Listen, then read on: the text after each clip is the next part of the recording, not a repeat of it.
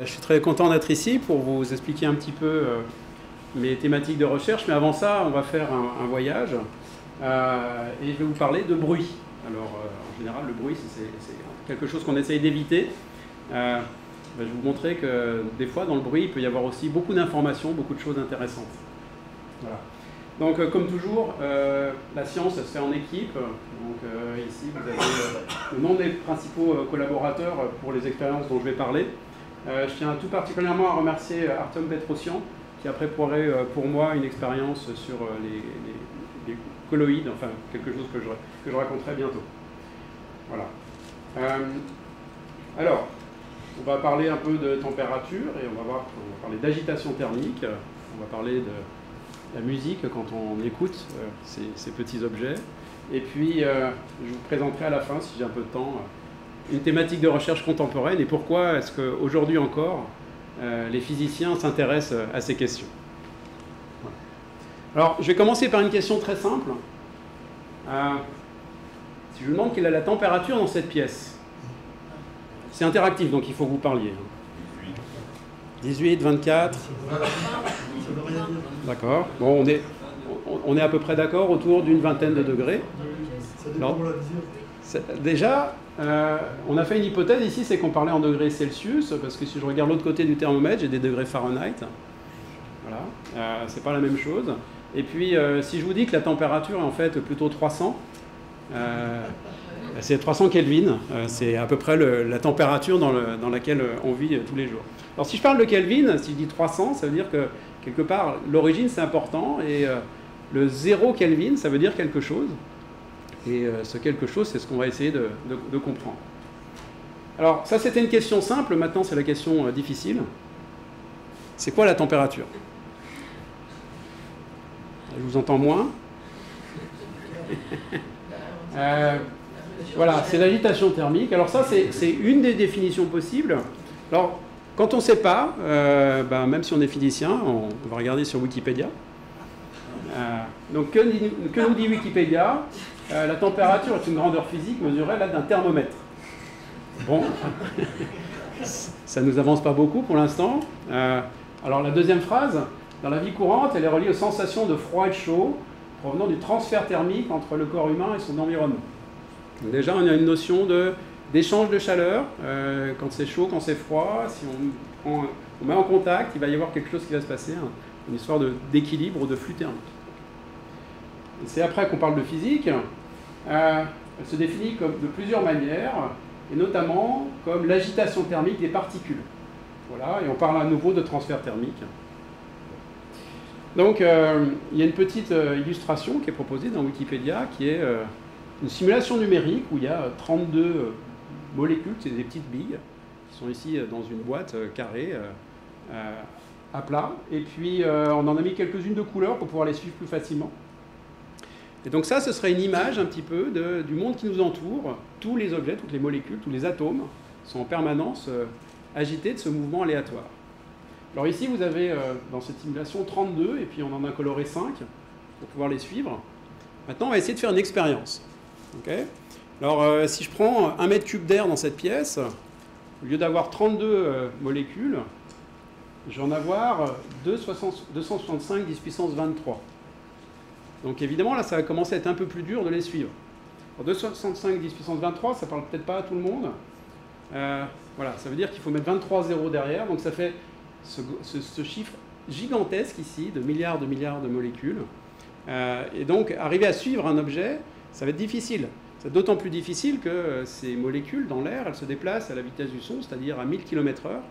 Donc pour regarder un objet aussi petit et puis aussi rapide, on n'a pas d'outils pour faire ça.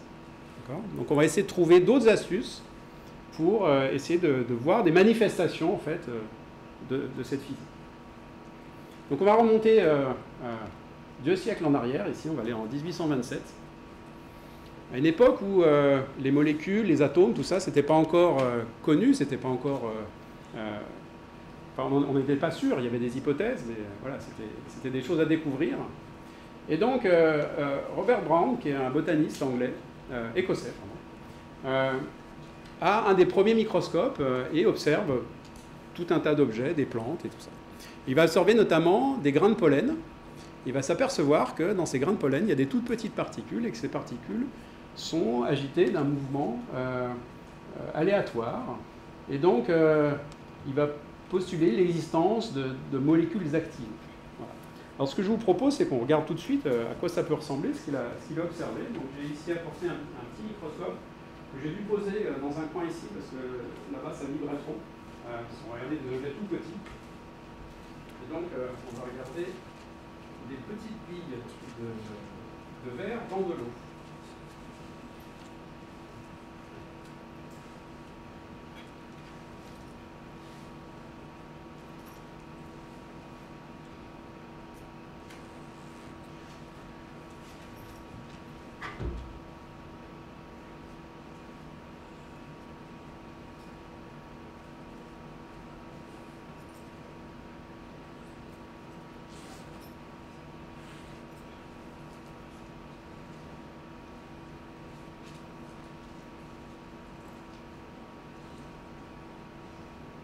Voilà, donc ici vous avez ces petits points blancs que vous voyez ici. Ça, c'est des petites billes de verre qui font 2 microns de diamètre et qui sont dans l'eau. Et il n'y a pas de moteur, il n'y a pas de. C'est du verre, hein, c'est inerte comme matériau. Et pourtant, ça bouge tout le temps et de façon assez aléatoire. Ça bouge en haut, en bas, à gauche, à droite.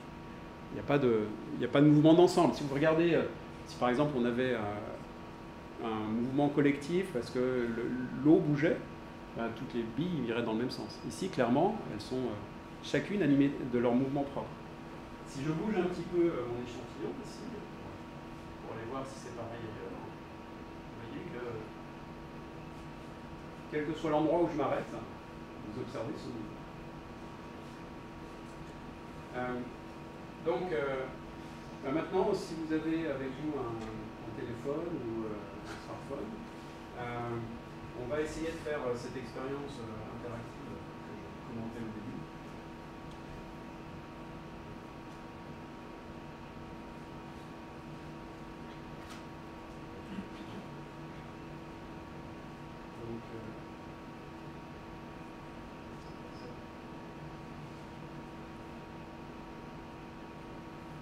Donc, si vous connectez sur la page web qui est ici, enfin qui est équipée déjà, parce que s'il y a très peu de monde, c'est pas très représentatif. Voilà, donc si vous connectez sur cette page web, vous avez une vidéo, donc je n'ai pas pu le faire en temps réel, hein, mais vous avez une vidéo ici qui correspond à ça, de 2 minutes, de particules, de 2 microns, donc qui sont dans de l'eau. Et vous pouvez les suivre, c'est-à-dire que quand vous appuyez dessus avec votre index, vous en choisissez une, et puis chaque fois que vous cliquez dessus, vous allez avoir un petit curseur qui va apparaître, et donc vous allez pouvoir construire la trajectoire en fonction du. Donc, je vais le faire pour ceux qui ne sont pas équipés. Voilà. Donc, disons que je vais suivre celle-ci. Puis à chaque fois qu'elle bouge, je vais essayer de mettre un petit point dessus.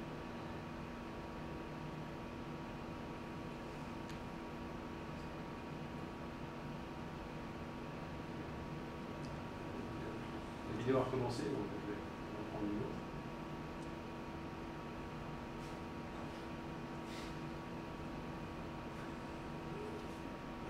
Donc le jeu auquel est en train de jouer là, c'est l'expérience historique, celle qui a été réalisée par Jean Perrin au début du XXe siècle. Et c'était le début en fait de la compréhension qu'il y avait des molécules, qu'il y avait des atomes qui constituaient la matière. Et donc cette expérience qu'avait observée Brown en début 1800 était refaite plus tard, et cette fois-ci interprétée avec l'aide d'une théorie qui a été fournie par Einstein en 1905, qui expliquait que s'il y avait des petites molécules d'eau qui en permanence allaient rentrer en collision avec ces grosses billes, ça allait les faire bouger de façon aléatoire, et on va avoir un mouvement comme ça, qu'on va appeler mouvement brownien, en hommage à leur découvreur, Robert Brown, qui a ce mouvement aléatoire ici. Et donc ces trajectoires, on va pouvoir les analyser avec des outils mathématiques ensuite, pour trouver par exemple quelle est le nombre d'atomes qu'on a dans un volume donné d'air ou d'eau ou de matière. Donc, en principe, en analysant les trajectoires que vous avez créées ici, on doit être capable de refaire ces expériences de terrain. Et donc, malheureusement, le serveur de l'ENSO est tombé en rade pour mon analyse. Donc, je vais vous montrer uniquement ce qui a été fait préalablement. Voilà.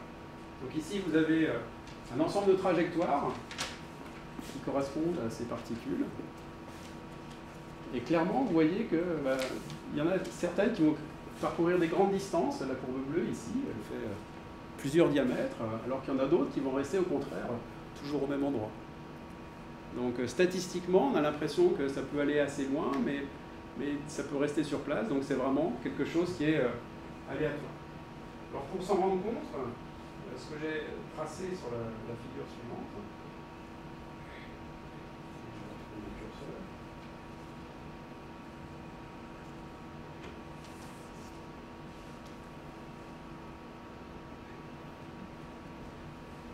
j'ai reporté ici au centre de ces cercles, ici, ça c'est le point de départ. Et puis après 2 secondes, voici l'ensemble des positions où je peux me trouver. D'accord ? Après 4 secondes, j'explore un petit peu plus l'espace. Après 8 secondes, un peu plus encore. Et après 16 secondes, voici. Vous voyez qu'il n'y a aucune direction privilégiée.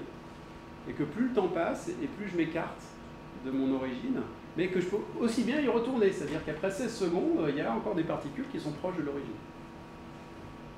Donc c'est vraiment ce mouvement aléatoire qui est une manifestation de la température.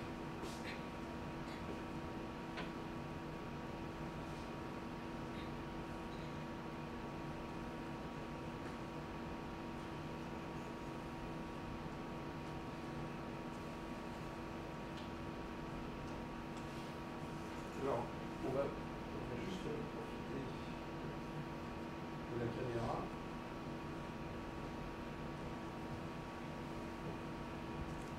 Pour changer de taille de particule.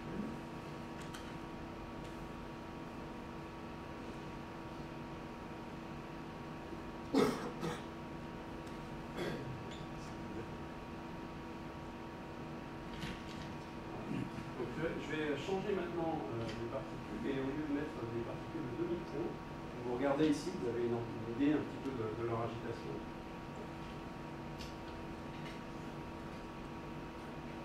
Des particules qui sont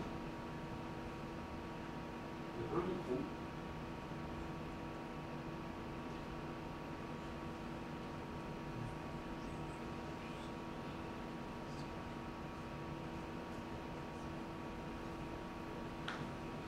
Donc je pense que vous êtes convaincu qu'elle bouge plus vite. Voilà. Donc effectivement, plus notre objet est plus petit, plus il s'approche de la taille des molécules d'eau et plus ils vont ressentir l'interaction. Et donc, on a ici une trace de la température par l'agitation aléatoire de ces petites billes.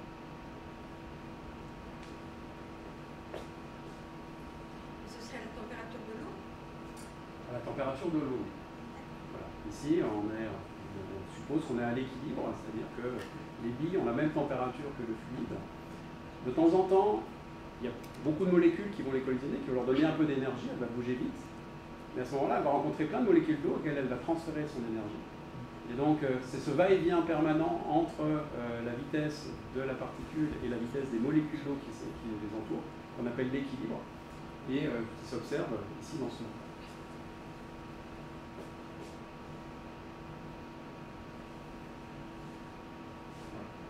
Donc, ça c'est l'expérience que vous avez vue, avec à gauche des particules plus petites qui bougent plus vite.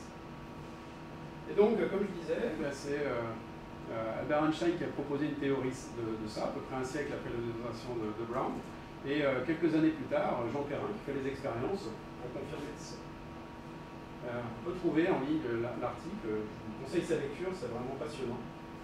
Et voici les conclusions de Perrin.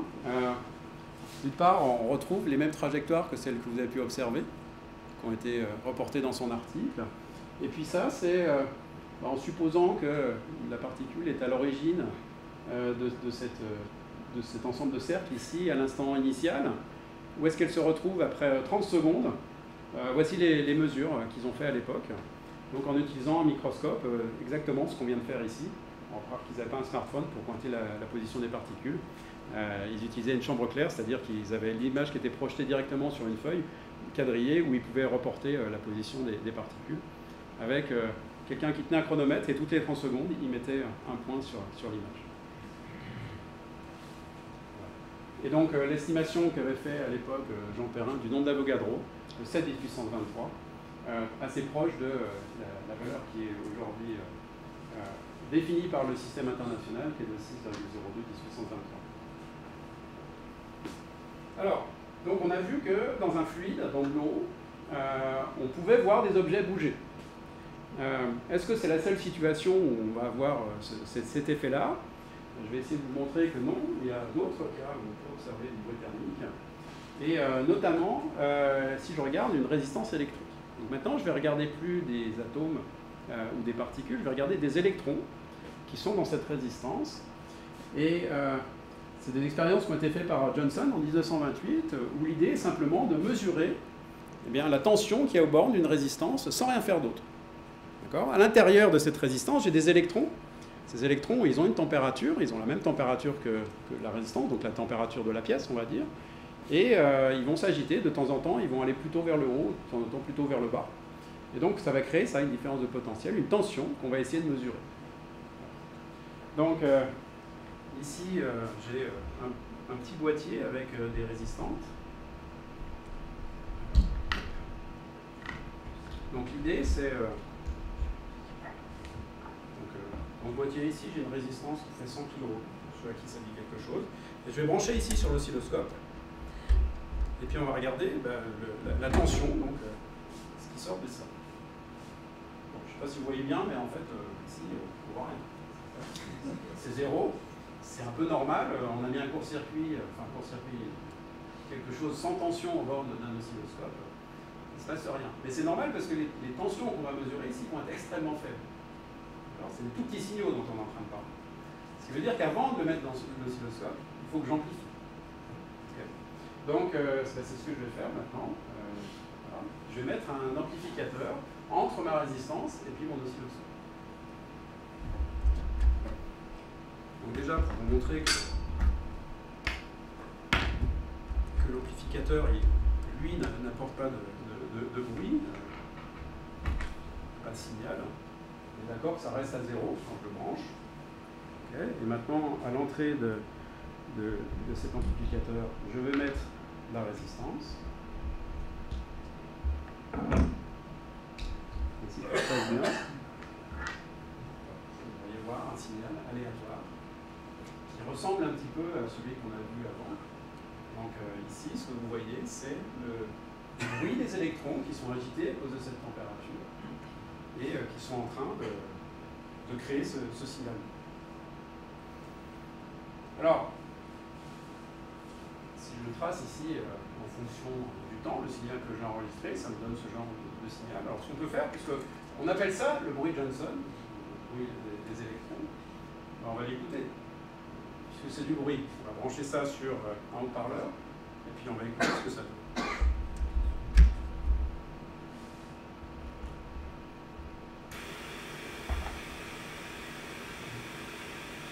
On est d'accord, c'est du bruit, c'est pas passionnant. C'est vraiment un signal aléatoire. En physique, on va parler de bruit blanc. Alors pourquoi bruit blanc? Alors déjà, si je fais un zoom ici, au lieu de faire 1 seconde, je prends 0,1 seconde de temps. C'est le même genre de signal. C'est positif, négatif, de façon complètement aléatoire. Et si maintenant je regarde quelles sont les fréquences qui sont représentées, donc par fréquence on entendrait des notes de musique par exemple. Vous avez ici l'amplitude en fonction de la fréquence, vous voyez que c'est complètement plat, c'est-à-dire que ça ne dépend pas de la fréquence, et donc par analogie avec la lumière blanche, qui est l'ensemble de toutes les couleurs, on va parler de bruit blanc pour ce signal, parce que c'est l'ensemble de toutes les notes de musique qui sont superposées de façon incohérente. Alors je vais couper ça parce que c'est pas très agréable.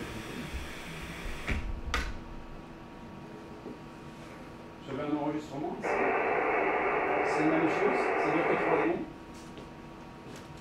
Voilà, donc la température elle se manifeste par ce mouvement aléatoire des molécules ou des atomes dans un fluide. Se manifeste par le mouvement aléatoire des électrons dans une résistance. Est-ce qu'on a d'autres observations possibles? Par exemple, dans un solide, si je prends cette table ici, et que je vous dis qu'elle est en train de bouger, vous allez me dire, il ne faut pas exagérer non plus, elle ne bouge pas cette table, on le voit bien. Et pourtant, tous les atomes qui sont autour, ceux qui sont dans l'air, eux, ils bougent. Alors, est-ce qu'il y a un moyen d'aller voir si un solide bouge? Alors, le problème, c'est que, vous comprenez bien, quand je prends des toutes petites billes ici, qui font 2 microns, j'arrive à voir le mouvement, mais dès que je vais prendre une brique, par exemple, bah, ça va être dur de voir ce mouvement parce qu'elle est énorme, et que pour la faire bouger à nos yeux, ça va être très difficile. Donc, il me faut un objet qui soit tout petit. Alors, quand on parle d'objets qui sont tout petits, en principe, on a une référence, c'est la taille d'un cheveu. Donc je vais vous montrer un cheveu avec le microscope là, et puis on va essayer de regarder la taille des objets que je vais regarder ensuite.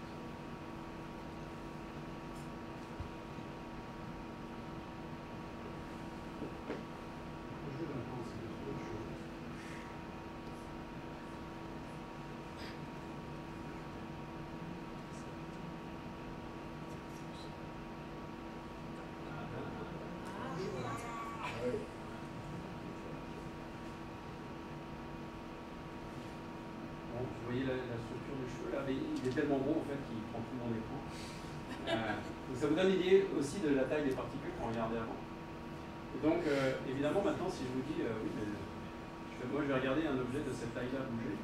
Si maintenant vous le regardez ici, d'accord, on ne le voit pas bouger.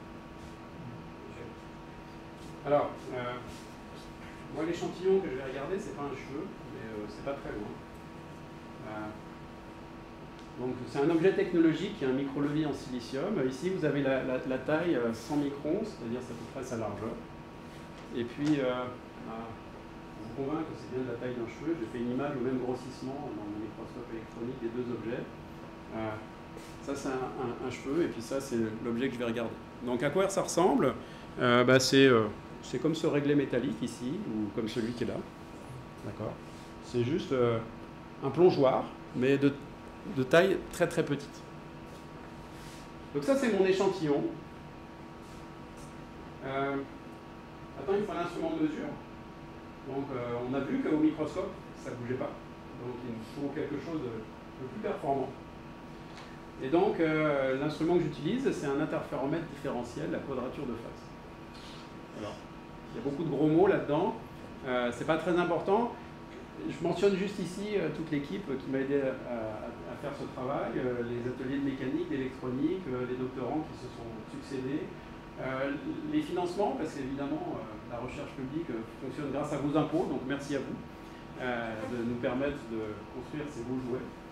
Et voilà ce que ça fait pour finir cet instrument, c'est que je vais être capable de mesurer le mouvement de ce plongeoir ici. Donc la petite déflexion que j'ai là, avec une précision qui va être mieux qu'un picomètre.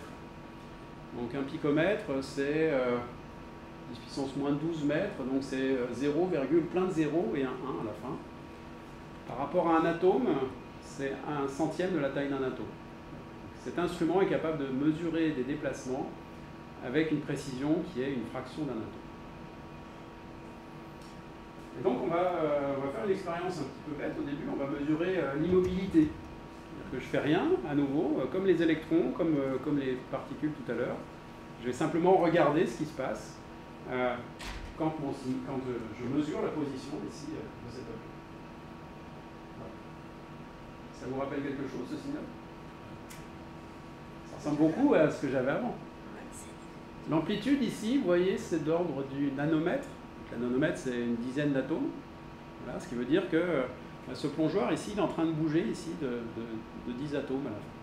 Et il est tout petit. Si j'avais pris celui-ci, ça bougerait encore moins. D'accord ?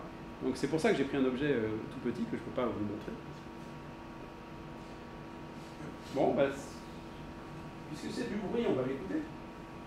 Alors, ce que je vais vous faire entendre maintenant, c'est ce signal-là dans l'air.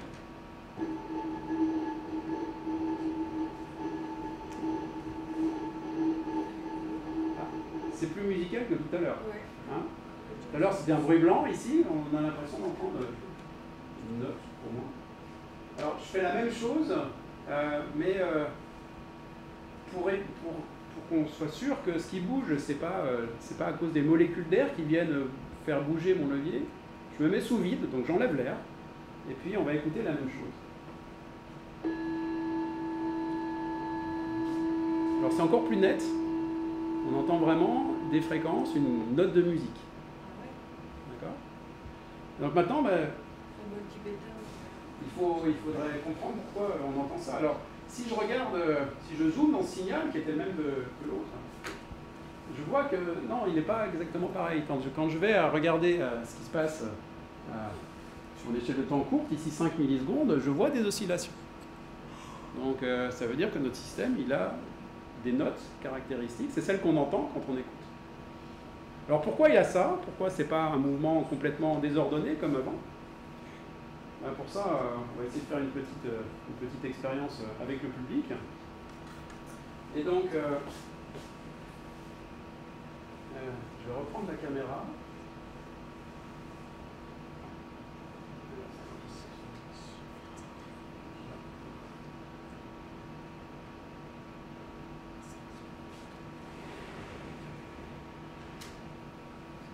Sauf que maintenant, mon échantillon, c'est bon. Voilà. Alors la première étape, c'est qu'on va essayer de simuler un gaz. Donc, pour simuler un gaz, on va chacun avoir une agitation, on va pouvoir bouger les bras, d'accord? Et donc, si je suis très chaud, je bouge mes bras comme ça. Et puis, si je suis froid, je bouge mes bras lentement. D'accord? Donc, top départ, faites-moi un beau gaz, s'il vous plaît. Donc on voit qu'ici, c'est un peu le bazar, tout le monde fait ce qu'il a envie. Voilà. Donc ça, c'est un gaz. Et maintenant, c'est quoi la différence entre un gaz et un solide? C'est que les atomes, ils se tiennent la main. D'accord? Donc, vous prenez la main de votre voisin. Voilà. Et puis, ce que vous allez essayer de faire, c'est de bouger de façon désordonnée aussi, mais sans casser le bras du voisin. Donc, voilà. Et vous essayez, quand vous êtes dans le rang du fond, de faire un petit peu comme ceux qui sont devant vous. Voilà. Donc, vous voyez que c'est beaucoup moins désordonné. On a l'impression qu'il y a une cohérence dans l'ensemble. Et donc, le bruit thermique qu'on entend quand on l'écoute, probablement vient de cette cohérence entre tous les atomes qui se tiennent la main. D'accord? Donc si je reprends mon objet,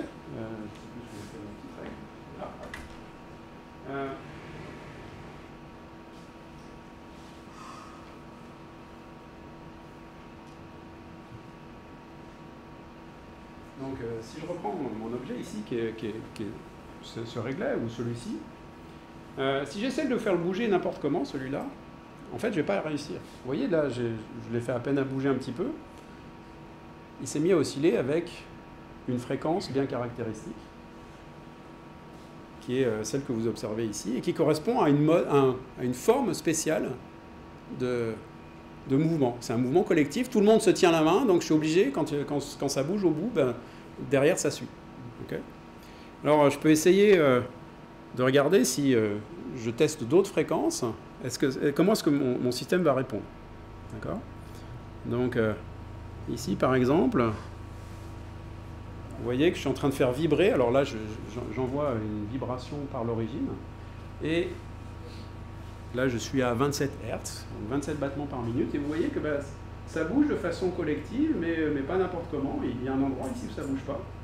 Puis un endroit ici où ça ne bouge pas non plus. Donc là, il y a ce qu'on appelle en physique un ventre, un nœud, un ventre, un nœud, et un ventre. Si je change la fréquence, je me mets autour d'une dizaine de Hz.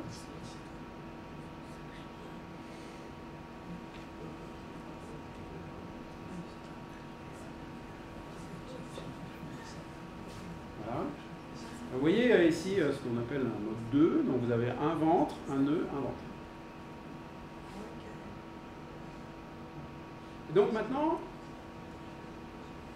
là, j'en vois qu'une seule fréquence. Si j'envoie toutes les fréquences en même temps, si les atomes s'agitent de façon complètement aléatoire, mais qui se tiennent la main, et finalement, ils vont aller mettre leur énergie dans des endroits où ils peuvent collectivement bouger. Tous les autres endroits, ça va être décoordonné, ça ne va pas marcher. D'accord ? Donc toute cette énergie d'agitation thermique, elle va se concentrer à certaines vibrations mécaniques et donc à certaines fréquences. Alors comme tout à l'heure, on va utiliser un outil mathématique pour étudier ce signal et regarder quelles sont les fréquences qui ressortent. Cet outil, c'est la transformée de Fourier. Et voilà ce que j'obtiens quand je fais la transformée de Fourier. Ici, j'ai l'amplitude en fonction de la fréquence. Et vous voyez que j'ai des notes de musique qui ressortent. Là, là, là, là. J'en ai quelques-unes. Très caractéristiques qui apparaissent dans mon signal. Alors, on peut regarder comment ça bouge, pas en un seul point, mais sur tout le levier. Okay, on a vu ici qu'il y avait des endroits où ça ne bouge pas, il y a des ventres et des nœuds. Donc là, j'ai plein de pics sur ce spectre. Okay. Et je vais regarder je vais représenter ici avec une échelle de couleurs. Quand ça ne bouge pas, c'est bleu, et quand ça bouge beaucoup, c'est rouge. Donc ici, vous reconnaissez ce qu'on appelle le mode 1. Donc ça ne bouge pas vers la base, et ça bouge beaucoup à l'extrémité. Donc c'est quelque chose qui est comme ça. Okay. Celui-ci, on voit qu'il y a une zone bleue ici vers la fin. Ça, c'est celui qui est en train de bouger ici. D'accord ? Ça bouge beaucoup dans la partie du ventre ici, dans cette partie-là. Ça devient un peu vert. Et puis ça bouge beaucoup à l'extrémité. Voilà, après, ici vous avez deux nœuds, donc ce serait quelque chose comme ça, mais il faudrait plus de mains pour arriver à vous montrer. Et puis vous pouvez avancer comme ça. Plus on monte en fréquence, plus les pics sont élevés en fréquence, et plus vous avez de nœuds et de ventres dans ce système. Donc cette mesure-là, contrairement à cette expérience où je suis en train de faire bouger le réglaire, là je ne fais rien bouger du tout. C'est uniquement parce que je suis à température ambiante, à 300 Kelvin, que les atomes bougent dans tous les sens et qui créent ce mouvement. Voilà. Alors quand je vous ai dit que ça bougeait beaucoup, quand c'est en rouge ici, beaucoup ici ça veut dire un quart de nanomètre pour le mode 1. Okay. Et puis quand je vais ici sur la droite et que j'arrive dans les modes les plus élevés, ici c'est 2 picomètres. Donc c'est 1/50e de la taille d'un atome, l'amplitude du mouvement. Donc effectivement c'est très petit, il faut un instrument très pointu pour arriver à mesurer ça. Mais on y arrive. Alors ça c'était toutes les pics qui ont une petite flèche rouge dessous. Si maintenant je regarde les pics qui ont une petite flèche noire dessous, voici la forme que j'obtiens. Alors est-ce que vous avez une idée de ce que c'est ça ? On voit que ça ne bouge pas sur l'axe médian ici. Donc monsieur il a bien montré, c'est la torsion. D'accord ? Donc je peux faire une torsion de tout le levier. Après je peux faire une torsion comme ça. Et puis après je rajoute des mains et je fais tous ces objets-là. Voilà. Et tout ça c'est la vibration. Donc c'est parce que j'ai un système mécanique qui, quand il bouge, il ne peut pas bouger n'importe comment, toute son énergie se retrouve dans cette forme spéciale des modes-là.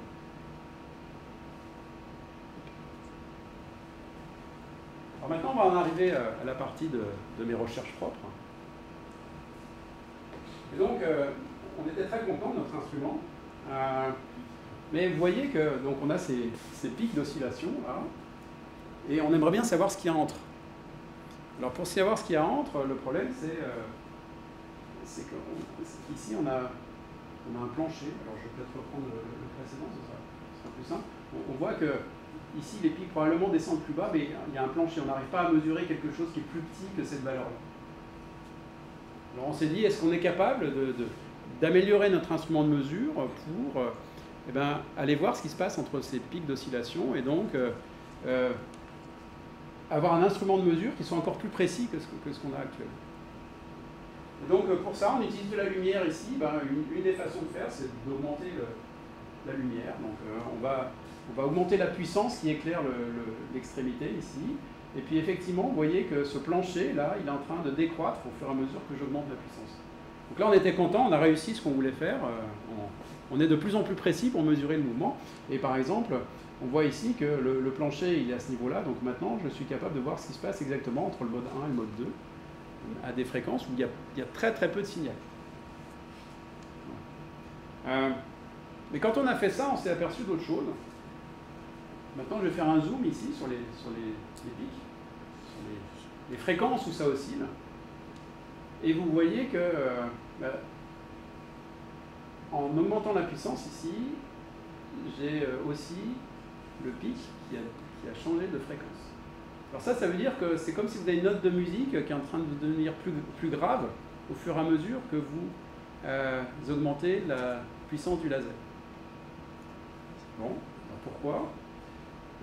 Il se trouve que dans les leviers qu'on utilise ici, c'est des leviers en silicium, ils réfléchissent une partie de la lumière qui nous permet de mesurer, mais ils en absorbent une autre partie. Donc la partie qui est absorbée, elle va simplement chauffer le système. Donc si je chauffe mon système, il se trouve que le silicium il devient plus mou quand je le chauffe. Donc comme il est plus mou, il va résonner à plus basse fréquence. D'accord ? C'est comme si j'ai une corde de guitare que je suis en train de détendre, elle devient plus molle et donc elle devient plus grave. C'est la même chose.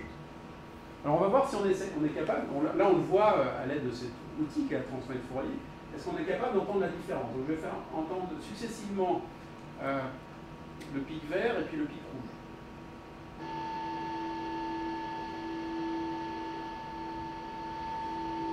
D'accord, donc ça c'est le premier.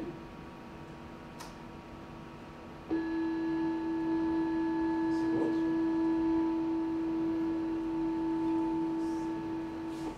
On n'entend pas vraiment de différence entre grave et aigu. L'écart en fait ici est très petit, donc on a zoomé, nous on le voit ici grâce à cette représentation, mais à l'oreille on n'est pas capable de faire la différence. Pour les musiciens, ça représente un 12e de ton, la distance entre les notes, donc c'est pas audible. Voilà. En tout cas pas pour moi. Ok. Mais il y a quelque chose quand même, c'est que puisque ça se ramollit, et on sait la façon dont le silicium se ramollit avec la température, ça c'est un thermomètre. Ça me permet de savoir quelle est la température de mon système. Et donc, en regardant ça, je suis capable ici de mesurer la température en fonction de la puissance à laquelle j'éclaire. Plus je... Oui.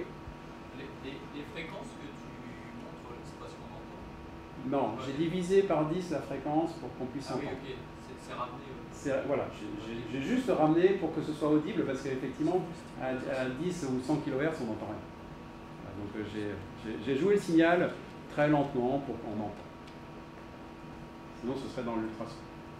Voilà. Donc ici on a la température qu'on a en fonction de la puissance du laser. Et vous voyez que le petit laser que j'utilise là pour le pointeur, c'est 1 mW. Donc on est par ici. Donc j'ai un laser qui est à peine plus puissant, 10 fois. Voilà. Et la température de mon objet ici, c'est 500 degrés. Alors, au début, on se disait non, on n'y croit pas, à 500 degrés, c'est beaucoup trop chaud, c'est pas plausible. Alors, on a tourné un peu plus le bouton, et puis ça, c'est le levier avant, et puis ça, c'est le levier après. En fait, on a fondu le levier en silicium.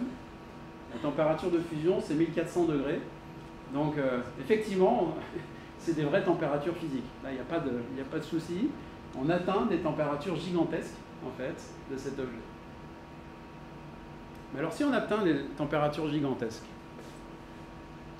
comme ce que j'ai en train de regarder ici, c'est du bruit thermique. Donc ça décrit l'agitation des atomes. D'accord ? S'ils sont plus chauds, ils bougent plus. Donc mon signal doit être plus fort. Alors, on va le réécouter. Ça c'est à 5 mW. Ça c'est à 11 mW. Est-ce que c'est plus fort? Non, c'est pas plus fort. Alors, on a essayé de quantifier ça, donc on a regardé l'amplitude d'oscillation là, et on a regardé ça, c'est une température équivalente à la température environ 300 Kelvin. Ça, c'est la température de mon système. Donc, je suis en train de doubler, tripler sa température, et pourtant, ces oscillations, son mouvement aléatoire reste toujours le même. Voilà. Ça, c'est une question qui intéresse les chercheurs aujourd'hui. Pourquoi est-ce que, quand j'augmente ma température d'un facteur 3, l'amplitude des fluctuations reste la même? C'est vraiment une question à laquelle on n'était pas préparé et à laquelle on a essayé de trouver une réponse. Alors, je vais essayer de vous donner une explication avec les mains. Au début, on a compris que la température, c'était un échange entre un milieu ambiant et puis des petites particules, par exemple. Ici, ça va être un échange entre les atomes qui sont à l'intérieur et puis leurs voisins. Okay. Il se passe que le levier que je suis en train de regarder ici est un levier en silicium qui n'a aucun défaut. C'est monocristallin, j'ai absolument aucun défaut à l'intérieur. Et donc, quand je commence à faire bouger des atomes ici, ils bougent à petite échelle, ça se propage à leurs voisins, mais il n'y a aucun moment où ça peut trouver un défaut pour diffuser et essayer de fournir de l'énergie à un autre mode. D'accord ? À une forme comme celle-ci, par exemple. Le seul moment où ça va pouvoir interagir, c'est quand il va y avoir des défauts, et les défauts, ils sont ici, ils sont à l'encastrement. Cette partie-là, elle est à température ambiante.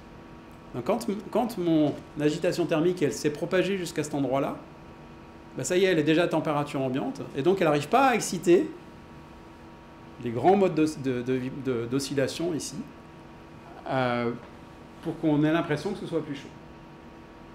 Ça, c'est l'interprétation qu'on en a. On a fait plusieurs expériences pour confirmer que ça marchait bien. On a rajouté des défauts, par exemple, et à ce moment-là, effectivement, quand je chauffe, ça fait plus de bruit. Donc, ça va dans le bon sens.